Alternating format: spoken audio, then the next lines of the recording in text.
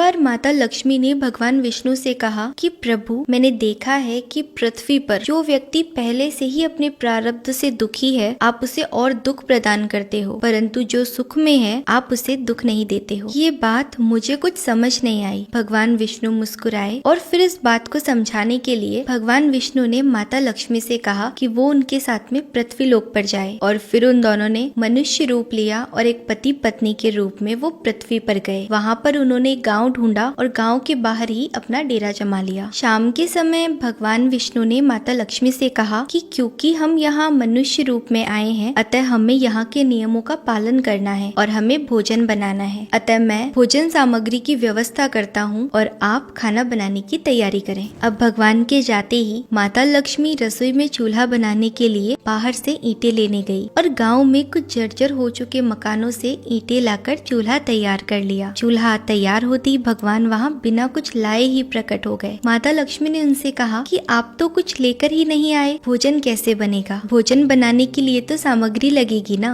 और फिर हम तो मनुष्य रूप में आए हैं। भगवान बोले कि लक्ष्मी, अब आपको इसकी जरूरत नहीं पड़ेगी, अब आपको खाना नहीं बनाना है। माता लक्ष्मी आश्चर्यचकित होकर उन्हें ही देख रहे थे और फिर भगवान ने आगे पूछा कि लक्ष्मी, ये चूल्हा बनाने के लिए आप जो ईंटें लेके आई है वो कहाँ से लेकर आई हैं? तो माता लक्ष्मी ने कहा कि प्रभु, इस गांव में बहुत से ऐसे मकान थे जिनका रख रखाव सही तरीके से नहीं हो रखा था और उनकी जर्जर हो चुकी दीवारों से मैं ईंटें निकाल कर लाई। भगवान ने फिर कहा कि जो घर पहले से ही खराब थे, आपने तो उन्हें और खराब कर दिया। आप ईंटें उन सही घरों में से भी तो ला सकती थी, तो फिर आपने पहले से ही जर्जर हो चुके मकानों को क्यों चुना? माता लक्ष्मी बोली, प्रभु, उन घर में रहने वाले लोगों ने उनका रख रखाव बहुत ही सुंदर तरीके से किया है और वो घर सुंदर भी लग रहे हैं। ऐसे में उनकी सुंदरता को बिगाड़ना उचित नहीं होता और इन घरों का रख रखाव बिल्कुल भी सही तरीके से नहीं था। इनकी दीवारें भी जर्जर हो चुकी थी, तो इसीलिए मैं इनमें से ईंटें निकाल कर ले आई और सुंदर घरों को मैंने ऐसे ही रहने दिया। तो भगवान बोले कि लक्ष्मी, यही आपके द्वारा पूछे गए प्रश्न का उत्तर है। जिन लोगों ने अपने घर का रख रखाव अच्छी तरीके से किया है, यानी कि सही कर्मों से अपने जीवन को सुंदर बना रखा है, उन लोगों को दुख कैसे हो सकता है?